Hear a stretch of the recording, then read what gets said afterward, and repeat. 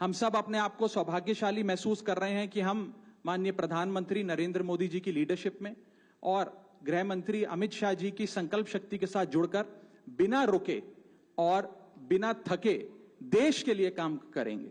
और जिन लोगों के मन में थोड़ी पीड़ा थी, दुख था कि मैं बतौर एक सांसद जो ऑर्डिनरी सिटीजन्स के ऑर्डिनरी इश्यूज को पार्लियामेंट में उठा रहा था, मैं शायद नहीं उठा पाऊंगा क्योंकि मेरी अपनी पार्टी ने मेरी आवाज बंद कर दी थी। मैं उन्हें भी कहना चाहता हूं कि आप चिंता मत करिए, मैं उसी कमिटमेंट, उसी जोश और उसी एनर्जी के साथ आपके तमाम मुद्दे उठाता रहूंगा। जय हिंद। मैं अपने साथी संदीप जी को बोलता हूं, आपसे संवाद करेंगे। आप सभी का बहुत बहुत धन्यवाद। मुझे नहीं पता कि मैं कैसे शुरू करूं और क्या कहूं।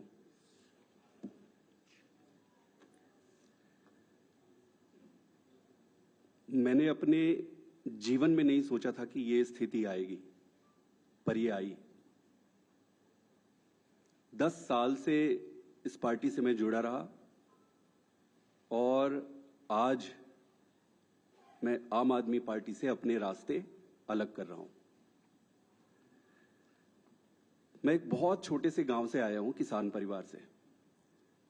मेरी यात्रा शुरू हुई पढ़ाई करते करते करते। मैं कैम्ब्रिज गया, ऑक्सफोर्ड गया, MIT गया, फिर इंडिया आके देश में आकर IIT का प्रोफेसर बना।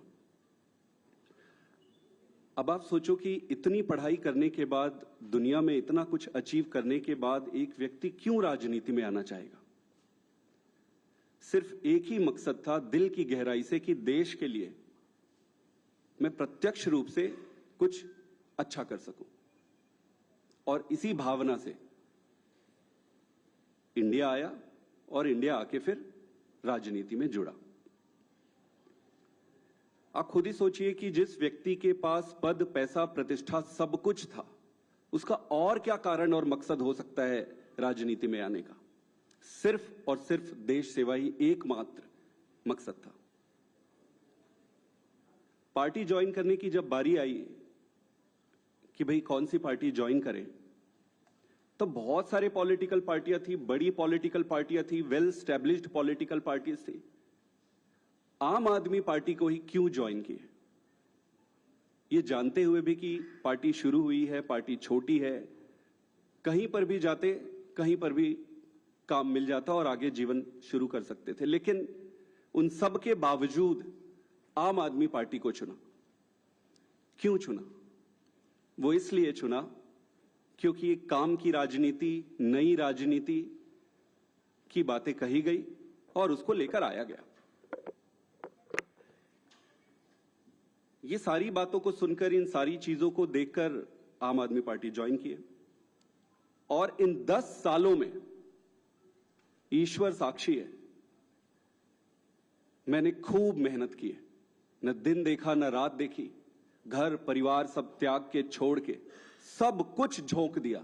अपने लिए नहीं। आपने देखा होगा कि मैंने कभी भी अपने आप को आगे नहीं किया है। बहुत सारे तो मुझे फर्स्ट टाइम भी देख रहे होंगे या फोटो में ही देखे होंगे। मैंने कभी अपने आप को आगे नहीं किया। क्यों? पार्टी को आगे रखा, अरविंद केजरीवाल जी को आगे रखा। और इतने लाखों वॉलंटियर हैं जो निस्वार्थ भाव से देश में, सच्ची श्रद्धा से देश में बदलाव के लिए काम कर रहे थे, उनको आगे रखा। मेरा सिर्फ एक ही मकसद था कि देश के लिए काम करना है। और मेरी ईमानदारी का, मेरी निष्ठा का प्रमाण मैं नहीं दूंगा। आम आदमी पार्टी का एक एक वॉलंटियर देने तैयार होगा, खुद लीडरशिप देने तैयार होगी और पार्टी ही देगी।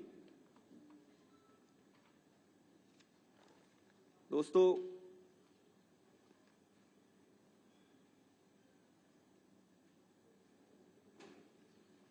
मैंने अपने जितने भी राजनीतिक निर्णय लिए, वो सारे निर्णय पार्टी को सर्वोपरि रखकर लिए।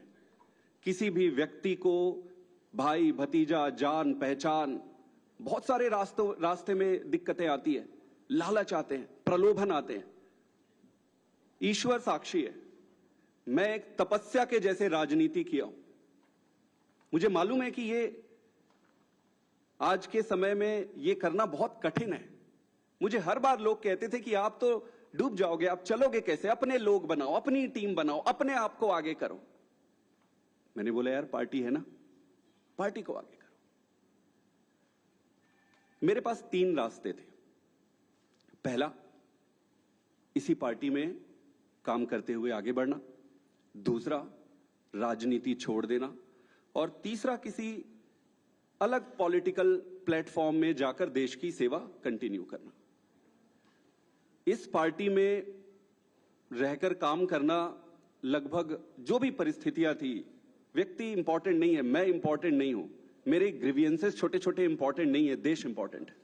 जो भी कारण थे उससे ये लगभग तय था कि यहां संभावनाएं समाप्त हो गई थी। उसके कई कारण हैं, उसको मैं उस पर पढ़ना नहीं चाहूंगा। दूसरा जो ऑप्शन था कि राजनीति छोड़ दो। फिर मैंने सीखा कि न दैन्यम न पलायनम। अगर राजनीति संघर्ष है, कठिनाई है, दिक्कतें हैं, तो संघर्ष करते रहो। फिर मैंने ये सोचा, और बहुत समय तक तो मैं राजनीति छोड़ने के निर्णय पर ही अडिग रहा। लगभग 6 महीने 7 महीने से मैं इस पर विचार करता रहा कि जैसे तैसे करके मैं इस दिन के लिए मानसिक रूप से तैयार नहीं था। अब से डीडी फ्री डिश की चैनल नंबर 57 पर देखिए न्यूज नेशन।